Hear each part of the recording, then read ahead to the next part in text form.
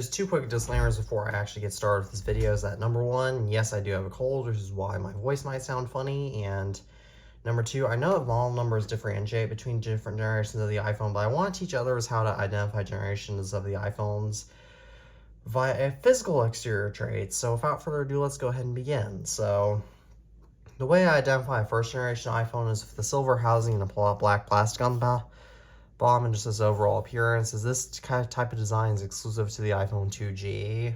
iPhone 3G and 3GS have this type of curved housing that can be either black or white. And the way to tell the differences between an iPhone 3G and an iPhone 3GS is that first, the biggest difference is if the text is shiny. If the text is shiny, then it is an iPhone 3GS, though if it's not shiny, then it is an iPhone 3, quite as shiny, then it's a 3G, as shown on the left.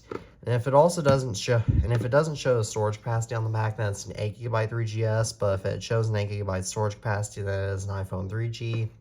And if it shows a 32GB storage capacity on the back, then it is an iPhone 3GS, and this is just what they look like on the front, in case you are curious. An iPhone has this type of appearance that is definitely an iPhone 4 or a 4S. So the way to differentiate between an iPhone 4 or a 4S is to look at the antennas, because if it has an antenna on the top right here, then it's definitely an iPhone 4 and it is a GSM iPhone 4. However, the iPhone 4S and the CDMA iPhone 4 get confused quite a lot since they look very similar to each other. But the way I tell the difference between the US exclusive CDMA iPhone 4 compared to the iPhone 4S is if there's a SIM card tray on the right side. If there isn't, that's a 4S shown on the left. However, if there isn't, then it is a CDMA 4 as shown on the right. Now, there are many ways to tell the difference between iPhone 5, 5S, and a first generation SE.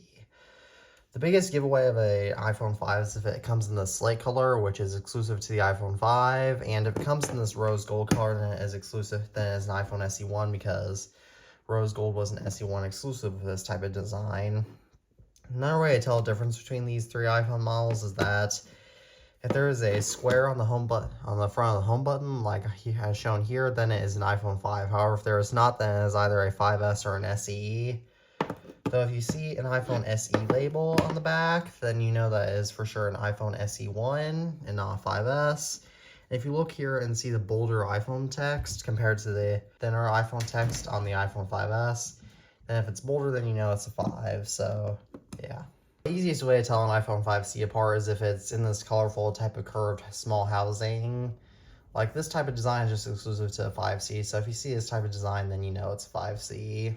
This type of design that is either an iPhone 6, 6S, 6S, or 6S Plus, and I have the Plus models here, but the two biggest factors that determine whether it's an iPhone 6 or a 6S, or at least by the housing, is that if it has the S label, then it is an iPhone 6S, and if it's rose gold instead of just regular gold on the 6, then, as I have here on the 6, then it is a iPhone 6S.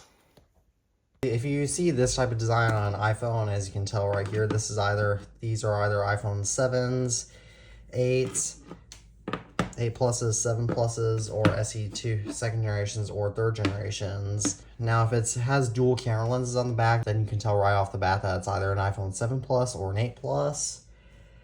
However, if it's jet black or matte black, then it is an iPhone 7. This is matte black here just for an example. And if it's red with white bezels, then it is also an iPhone 7 or a 7 Plus.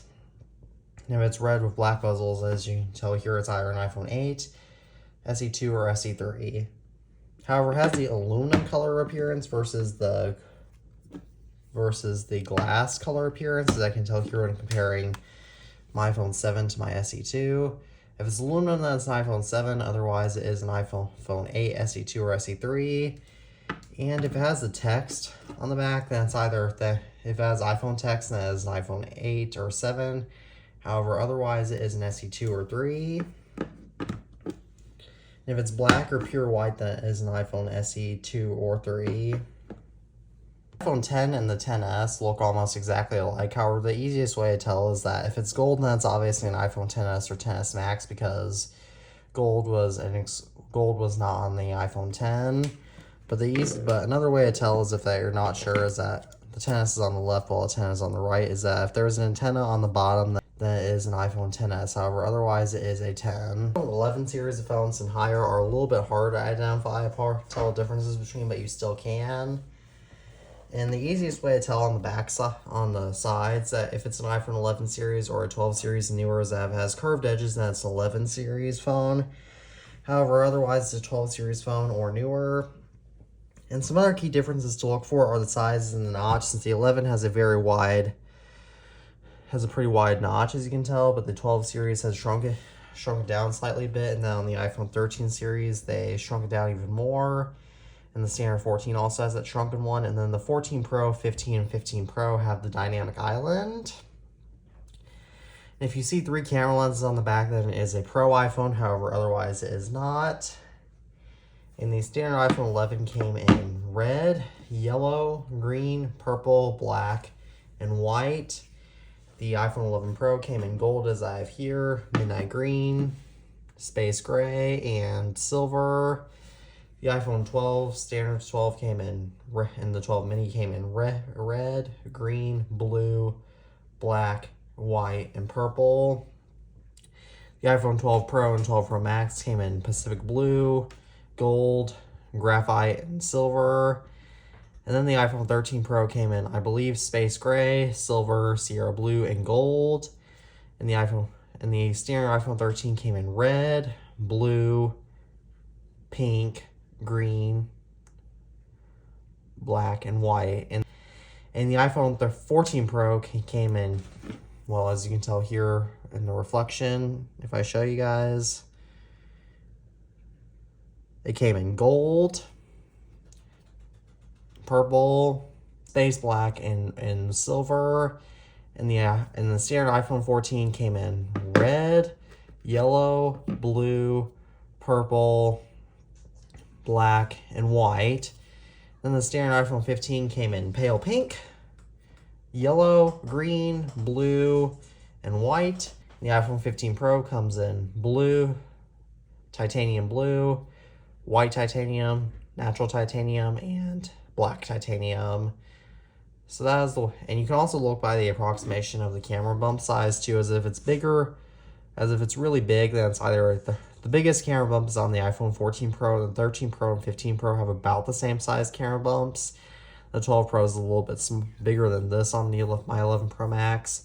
The iPhone 11 Pro Max has actually a fairly small camera bump when compared to my iPhone 14 Pro. So that's how you tell the difference between every single generation of the iPhone.